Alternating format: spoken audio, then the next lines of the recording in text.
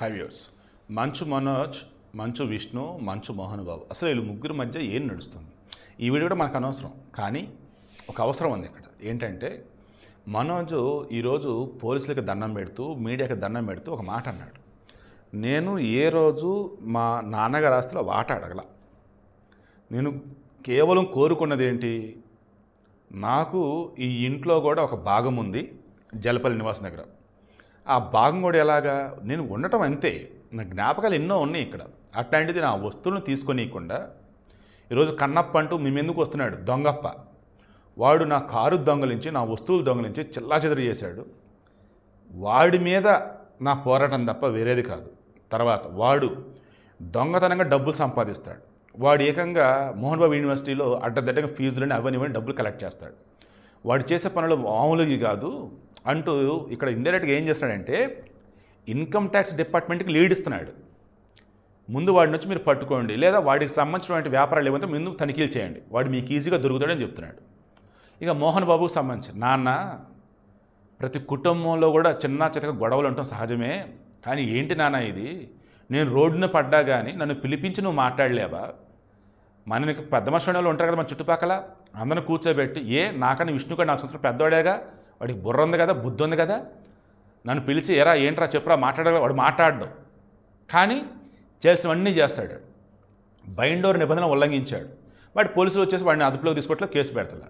అదేమంటే లేనిపోని దొంగని మీరు కోర్టుకు సబ్మిట్ చేసి ఇంటికి రానికుండా చేశారు. నేను మరలేదు చూస్తే మీరు తప్పుడుగా సబ్మిట్ చేశారని అన్నీ తెలుస్తా ఉన్నాయి. సో ఇప్పుడు మనోజ్ ఏమంటున్నాడంటే విస్మిత్ VISMITH, ఇందులో విఎస్ని హైలైట్ చేస్తూ ఈ విస్మిత్లో నుంచే 80% కమిషన్ వచ్చింది. 80% విస్మిత్ కమిషన్, 100 కోట్ల పైగా బడ్జెట్ అంటున్నారు కదా. ఆ కన్నప్ప, అది కన్నప్ప కాదు దొంగప్ప, మొత్తం దొంగ కదా. అందులో వచ్చేసి రేపు మూవీ చూస్తే మీరు అనుకుంటారు, బీ రెడీ, రేపు జూన్ 27న రిలీజ్ చేస్తారా, జూలై 15 రిలీజ్ చేస్తారా, అది వాళ్ళు చెప్తారులే, కానీ ఈలోపు మీరు రెడీ అయిపోండి, సినిమా చూసి మీరు నవ్వుకుంటారు.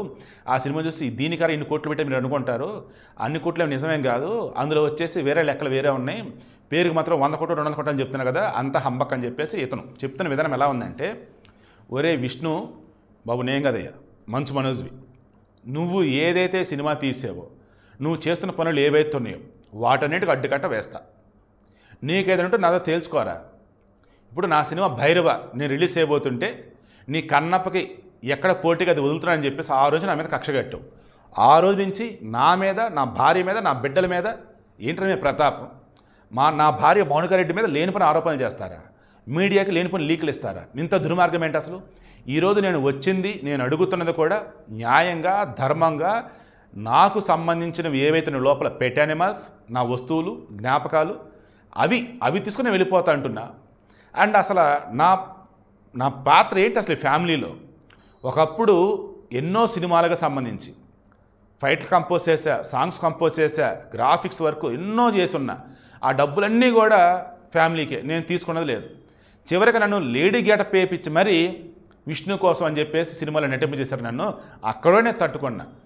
ఇంకా ఏంట్రా మీ ఇది, నన్ను ఘోరంగా వాడి పడేసి ఈరోజు నేను డబ్బుల కోసం అంటూ బయట లీకులు ఇస్తున్నారే, నేను డబ్బుల కోసమారా? నేను ఈ ఫ్యామిలీలో భాగమే అంటున్నాను. నాకు కావాల్సింది, నాకు రావాల్సింది, నాదంటూ ఏదైతుందో అది నాదే అంటున్నాను, కానీ వేరేదా? మీరు ఇప్పటికీ కాలేజీల విషయంలో కావచ్చు, డబ్బుల విషయంలో కావచ్చు చాలా తప్పులు చేస్తున్నారు, చాలా మోసాలు చేస్తున్నారు. అన్నిటి కూడా భగవంతుడు చూస్తూనే ఉన్నాడు, నీకు బుద్ధి చెబుతాడని చెప్పేసి అతను వీడియో ఏదైతే రిలీజ్ చేశాడో అది చూసిన తర్వాత మరలా మనోజ్ అంటే ఎక్కడో చిన్నపాటి సింపతి, ఒక గౌరవం వచ్చినట్టున్నా, వీళ్ళు తెలిసి తెలియకుండానే వీళ్ళ మూవీలకు ప్రమోషన్ ఇచ్చుకుంటున్నారా? లేదు అన్నప్పుడు పరిస్థితి చేదాడిపోతే ఏ అన్నదమ్ముల మధ్యన ఎలాగే ఉండిద్దా?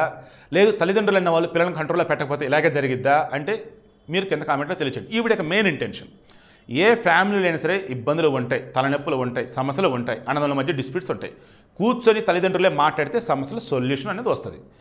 ఏం కాదని చెప్పేసి వదిలేసుకుంటా పోతే, కొడుకుల్లో ఒక్కోడిగా సపోర్ట్ ఇచ్చుకుంటా పోతే కష్టం.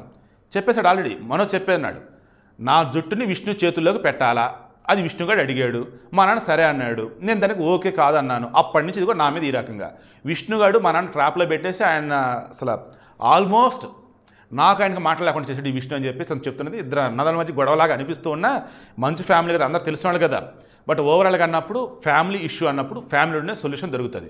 సెలబ్రిటీ కదా అని చెప్పేసి మీడియాకి ఎక్కుతున్నారు కానీ this is not right way. But ఓవరాల్గా అన్నప్పుడు మనోజ్ విషయంలో మాత్రం ఎక్కడో ఏదో మరల పాపం నిజంగా ఎంత బాధలో ఉన్నాడో అనిపిస్తుంది. ఎందుకంటే డబ్బు పరంగా అన్నప్పుడు మౌనిక రెడ్డికి బోల్డ్ అంత ఉంది డబ్బు.